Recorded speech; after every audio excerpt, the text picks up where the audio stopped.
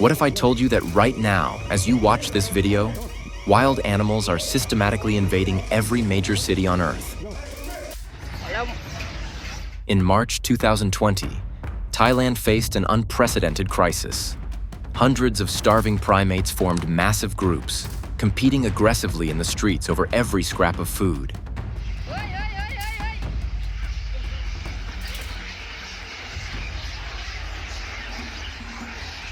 From leopards appearing in Indian neighborhoods to mountain goats occupying Welsh towns, from massive alligators blocking Florida streets to bears systematically entering suburban homes, our cameras have captured a global phenomenon of unprecedented scale. But here's what will shock you. These animals aren't just visiting our cities, they're evolving to conquer them. Scientists have discovered that urban environments are acting as evolutionary accelerators, forcing wildlife to adapt and change at speeds never before witnessed in natural history. Some species are developing entirely new physical traits in just decades. Others are forming complex societies that mirror our own urban structures. This isn't just about random animal encounters. What you're about to witness is evidence of the greatest ecological transformation in human history. One that's rewriting the rules of evolution itself and forcing us to ask the ultimate question. In this new world where animals are adapting to city life faster than we can adapt to them, who will ultimately control our urban future?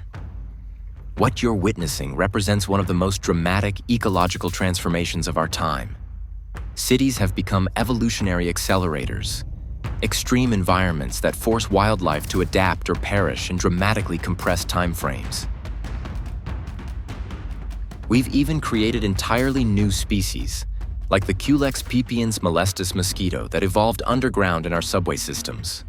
The footage you've seen isn't just remarkable. It's a window into a new reality where wildlife dependency on human resources is reshaping entire ecosystems. That puma sleeping behind a couch in Oregon? It arrived because forest fires destroyed its natural habitat, and a compassionate homeowner provided water during the crisis. While cities offer abundant resources, much of what we provide is nutritionally poor. Low-quality anthropogenic foods trigger large-scale disease epidemics in bird populations and destabilize wildlife communities. That bear repeatedly visiting the oil workers' camp? It's caught in a dependency trap that could ultimately prove fatal. Climate change has become the ultimate driving force behind urban wildlife invasion. Rapid onset disasters like wildfires, floods, and hurricanes, combined with rising temperatures and shifting precipitation patterns, are forcing animals to seek refugia in our cities. What we're witnessing isn't temporary displacement, it's permanent climate-driven migration. Predictive models using machine learning algorithms reveal that this displacement is accelerating, with Asia and Africa experiencing the highest rates of climate-related wildlife movement into urban areas. The urban heat island effect is actually assisting some species' northward migration by providing thermal refugia that match their changing climatic needs. Those mountain goats wandering through the Welsh town of Llandudno for nearly a week? They represent a new class of climate refugees seeking resources and shelter in human settlements. That massive rhinoceros stepping out to inspect its territory in Nepal? It's responding to habitat compression caused by changing environmental conditions.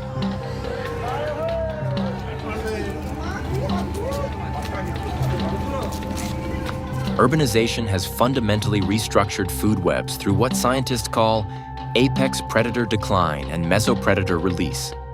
The systematic removal of top predators like wolves and large cats from urban areas has allowed mesopredators, coyotes, foxes, raccoons, to proliferate unchecked. Research shows that 60% of mesopredator ranges have expanded, while all apex predator ranges have contracted over the past 200 years in North America. Add domestic cats as urban predators, and you have subsidized hunters killing prey independent of natural carrying capacity constraints. That leopard that escaped from an Indian wildlife reserve? It represents the complex challenge of maintaining apex predators near urban areas. These animals exhibit species-specific adaptations to human schedules, with many becoming more nocturnal to avoid peak human activity periods.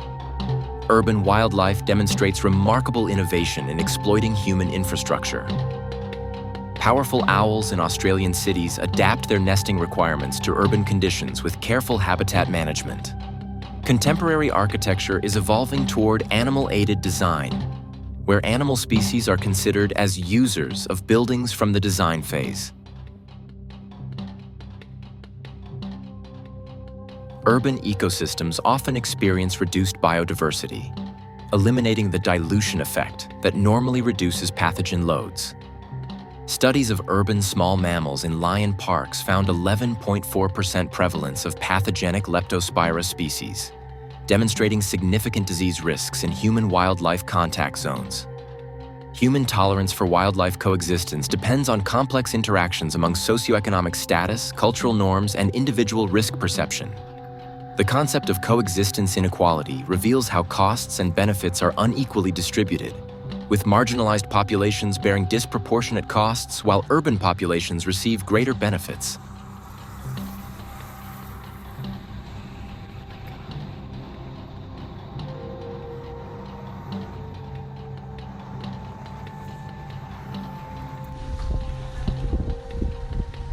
That sea lion named Roberto napping on a parked car in Uruguay? It represents successful coexistence. The 80-year-old Norwegian widow feeding a deer twice daily? She demonstrates how human-wildlife bonds can form in urban settings.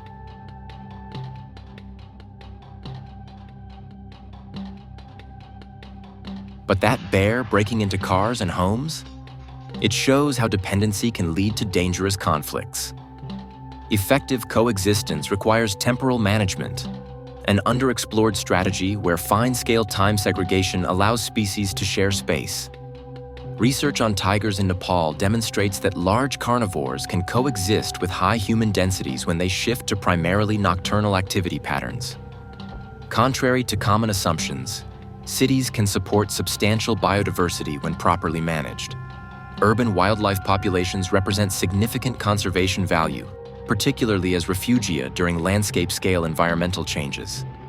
Urban parks often exhibit higher species richness than other green space types. Green corridors serve as genetic lifelines for urban wildlife populations.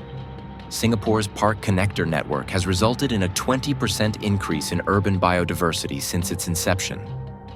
However, mammalian species show more pronounced negative effects from urbanization compared to birds, with reduced genetic diversity in disturbed environments.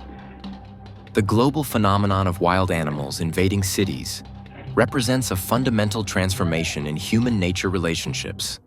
What we're witnessing isn't temporary aberration. It's the future. Climate change will continue driving wildlife displacement toward urban areas, making cities increasingly important as biodiversity refugia.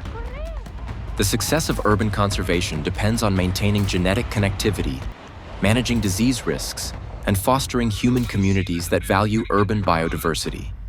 The integration of predictive modeling, citizen science, and adaptive management provides our framework for navigating this complex new world.